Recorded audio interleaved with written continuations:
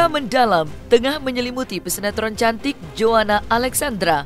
Suami tercinta Raditya Oloan berpulang ke pangkuan Sang Pencipta pada Kamis 6 Mei 2021 sekitar pukul 18.15 waktu Indonesia Barat.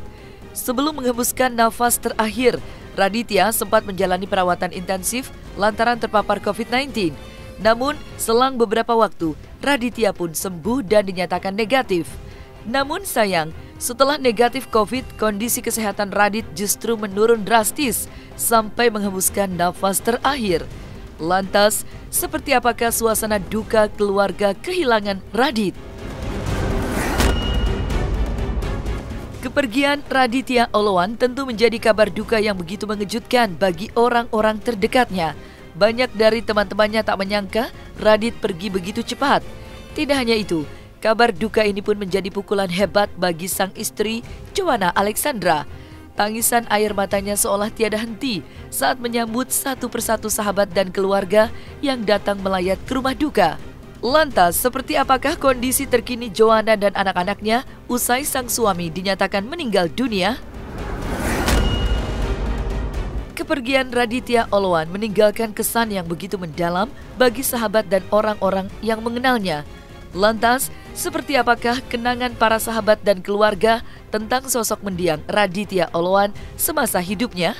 Saksikan selengkapnya di Cumicam In Depth berikut ini. Hai Cumi Lovers, bersama Cumicam In Depth, kami sajikan kabar lengkap, mendalam dan akurat dari narasumber terpercaya. Dan jangan lupa untuk like, subscribe dan juga share channel YouTube ini.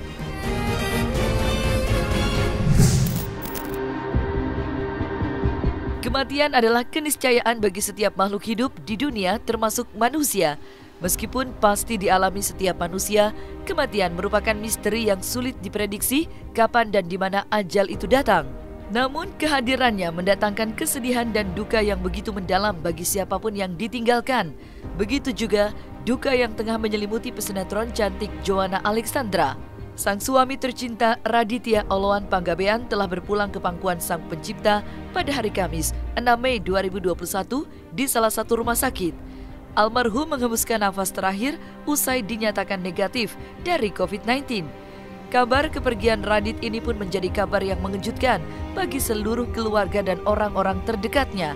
Maka, seperti inilah suasana duka yang dirasakan Joanna bersama putra-putrinya serta keluarga besar yang mencintainya.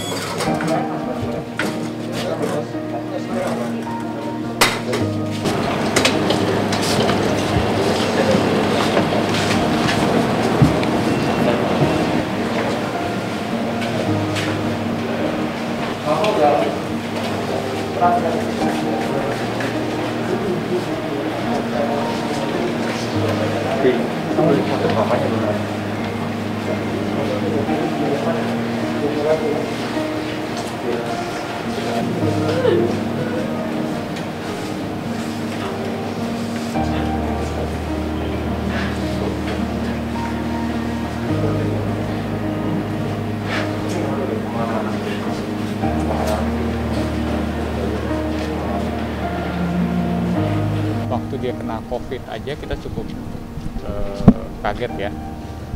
Tapi kan sempat membaik, sudah negatif. Jadi dia ini kena bukan COVID, dia meninggalnya bukan karena COVID tapi karena ada bakteria. Nama bakterinya adalah Acinetobacter baumannii. Ya, jadi sudah dicoba penanganannya juga dengan tepat oleh dokter, dikasih antibiotik tapi sudah 2 kali antibiotik tidak mempan gitu. Terus dia turun terus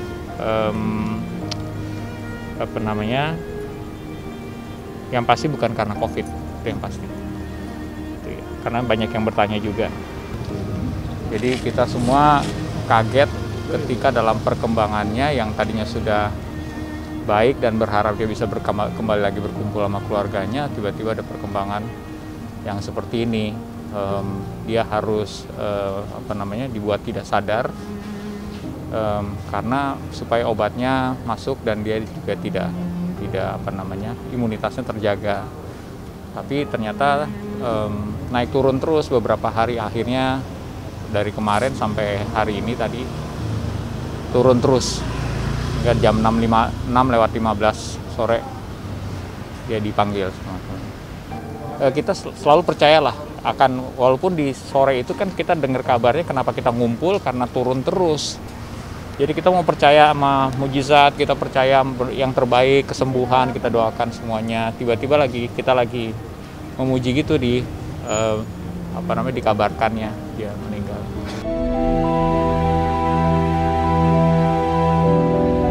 Sebelum Raditya Oloan menghembuskan nafas terakhirnya, kondisi suami Joanna Alexandra ini sempat kritis dan menurun drastis. Raditya Oloan sendiri sebelumnya terpapar COVID-19 dan sempat menjalani perawatan di Wisma Atlet Kemayoran, Jakarta. Dan pada 12 April 2021, Raditya Oloan pun dirujuk ke ruang ICU Rumah Sakit Persahabatan dan harus memakai ventilator. Kondisi Raditya pun sempat membaik dan pada 30 April kemarin Radit Oloan pun dinyatakan negatif COVID-19. Namun kondisi Raditya Oloan pun kembali menurun drastis akibat penyakit asma bawaan yang juga telah dideritanya cukup lama. Sang istri Joanna meminta doa dari seluruh keluarga dan sahabatnya untuk mendoakan kesehatan suaminya. Namun takdir berkata lain, Raditya Oloan akhirnya pergi meninggalkan keluarga dan orang-orang yang mencintainya. Dan seperti apa juga tanggapan dokter mengenai dampak dari penyakit asma terhadap virus COVID-19 itu? Jadi kan dia sebenarnya awalnya kan memang terkena COVID. Lalu 2 minggu itu dia memang di rumah sakit. Awalnya dia masih isoman, cuman sempat problem karena pernafasannya, karena dia juga ada asma katanya ya. Jadi itu yang menjadi masalah. Lalu udah negatif sebetulnya dan dia udah sempat aktif lagi di Instagram. Saya sempat DM dia karena dia aktif, saya reply story-nya dan saya bilang, wah seneng banget udah bisa lihat lo post lagi, kangen banget segala macam. Terus dia juga ada sempat bales, dia bilang, bro thank you nih, dia bilang udah pindah, dia kalau manggil saya kakak bung thank you nih, udah pindah dari IGD nih, sekarang masuk di kamar, puji Tuhan segala macam. Itu terakhir kalau nggak salah 28 April deh, kalau saya nggak salah ya. Lalu beberapa hari kemudian dengar kabar kondisinya mulai turun, problemnya di tensi darahnya turun, terus dia terkena badai sitokin atau kalau saya nggak salah ya, saya lupa nama. Hari ini tuh harusnya kita ada doa jam 9 malam, harusnya kita berdoa sama-sama di via Zoom. Kondisi lagi stabil banget dari kemarin ya, udah bagus, saturasinya udah 97%, tensi darahnya udah naik, cuma trombositnya sama leukositnya yang sempat tinggi, trombositnya turun, jadi sempat ditransfusi segala macam.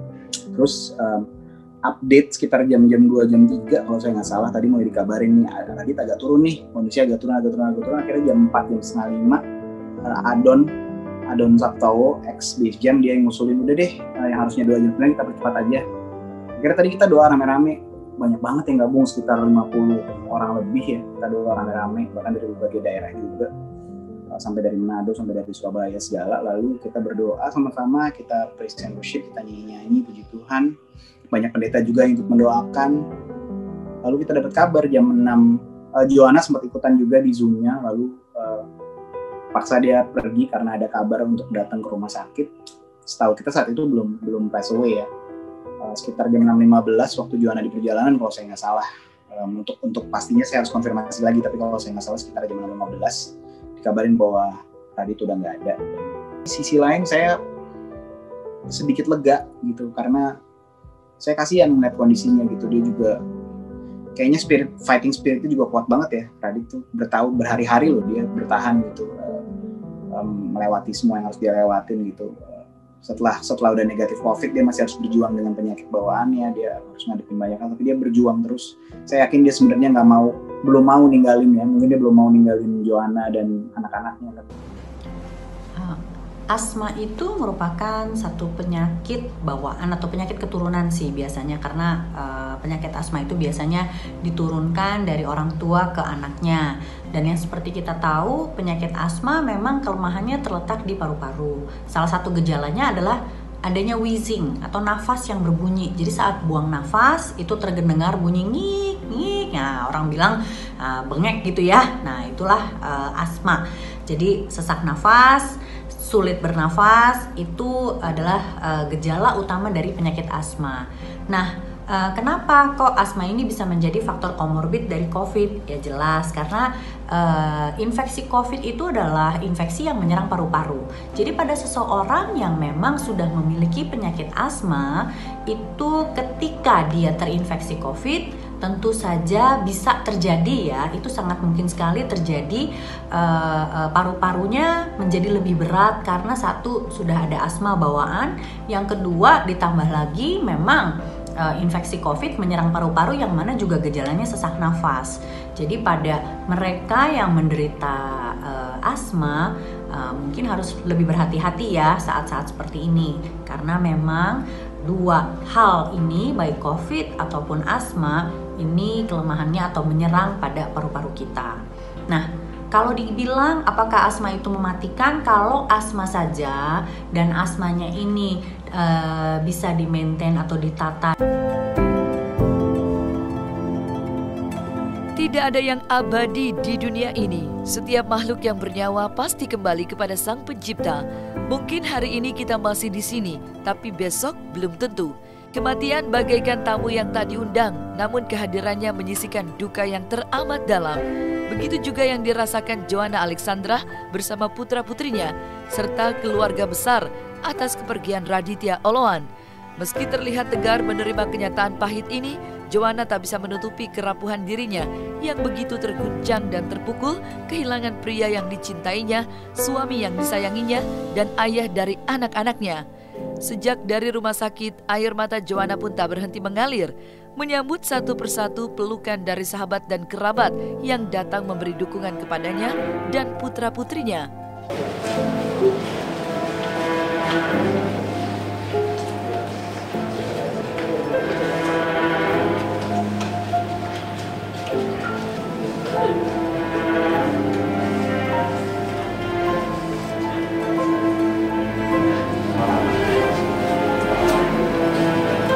Mbak Joanna sih memang dia jadi hancur, tapi dia terus sebagai istri mungkin dia terus berdoa supaya dia percaya Tuhan belum kasih titik masih koma, jadi Joanna tetap berdoa semoga Radit bisa sembuh meskipun sekarang ya kenyataannya berbeda, tapi masih tadi terlihat Joanna sih kuat sih. Joanna kuat sih. Untuk anak-anaknya juga kebetulan yang tadi aku bilang Radit banyak membantu teman-teman di luar sana sehingga anak-anaknya juga terlihat tidak kesepian, banyak teman-teman Radit yang support anak-anaknya. Kita tahu betapa dekatnya suami istri ini, satu sama lainnya tuh saling menyayanginya tuh udah kayak Romeo and Juliet. Ya ini kata teman-teman juga ngelihat gitu ya. Saya yakin memang pastinya Joanna kehilangan itu sudah pasti ya. Siapa yang tidak kehilangan ya. Saya cuma berdoa untuk kekuatan aja dan penghiburan buat dia. Tadi sih dengar cerita bahwa anak-anaknya malah lebih kuat daripada si Joanna.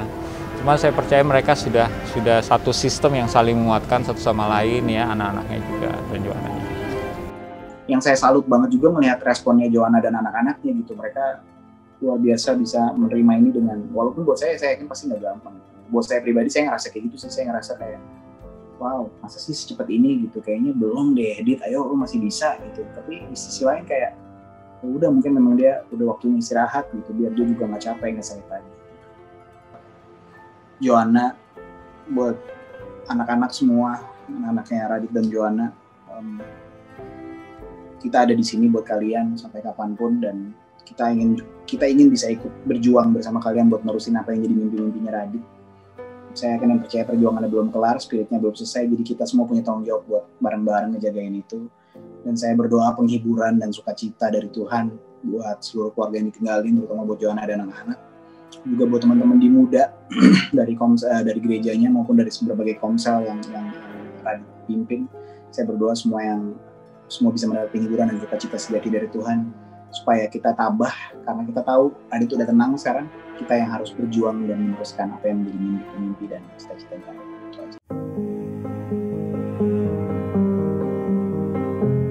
Kepergian Raditya Oloan memang meninggalkan kesan yang begitu dalam di hati sahabat-sahabatnya. Di usia yang masih muda, 36 tahun, ia telah menjadi inspirasi bagi banyak orang-orang di sekitarnya. Lembaran hidup Radit pun tak luput dari masa lalu yang kelam. Namun kegigihannya untuk kembali ke jalan yang benar dan menebar benih semangat untuk banyak orang menjadikannya sosok yang begitu dikagumi oleh sahabat-sahabatnya. Oleh sebab itu, banyak sahabat yang tak menyangka Radit pergi begitu cepat tanpa memberikan isyarat apapun. Ya, yang pasti kita semua shock. Karena ya siapa yang sangka ya, Radit bahkan lebih muda dari saya gitu.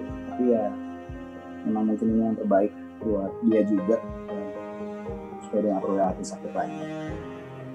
Jadi saya tuh sebetulnya kenal Radit tuh belum lama ya, kenal personalnya ya.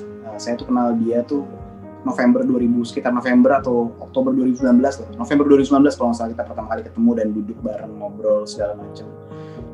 Dia sempat sharing saya punya satu komunitas namanya Sanovo, komunitas anak muda Kristen.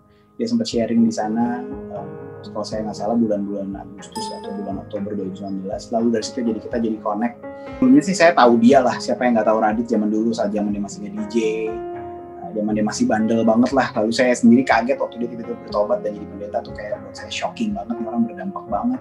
Akhirnya kita jadi ngobrol, sering ngopi. Orangnya sih asik banget, seru banget. Dia sangat punya hati buat anak-anak muda ya terutama.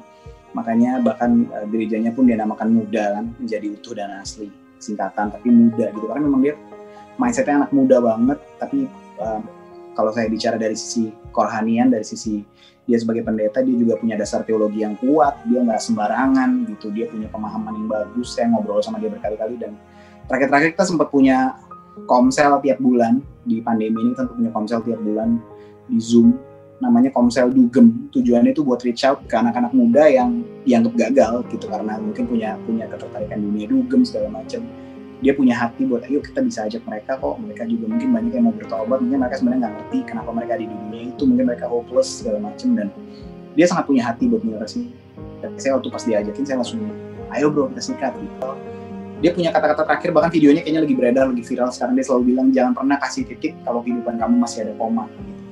Jadi dia bilang, lu jangan percaya kalau orang bilang hidup lu udah berantakan gitu, karena sebenarnya enggak kok gitu, lu masih punya harapan gitu. Jadi buat saya orang kayak dia, wah itu bisa dilihat dia sangat inspirasional, nilai-nilai yang dia tabur di banyak orang, benih-benih kebenaran itu saya rasa memberikan kedewasaan dan cara pandang yang baru untuk banyak orang. Dia sering melakukan pelayanannya juga lewat sosial media, dan itu kalau dalam bentuk pelayanan. Tapi sebagai teman, dia juga adalah teman yang menyenangkan.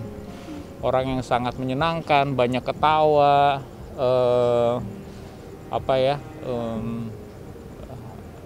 ya kalau saya sekarang aja posisi di mana banyak memori yang flashback gitu, ketawa sama dia gitu. Jadi bukan cuman baik, tapi memang satu kata yang paling pas adalah menyenangkan.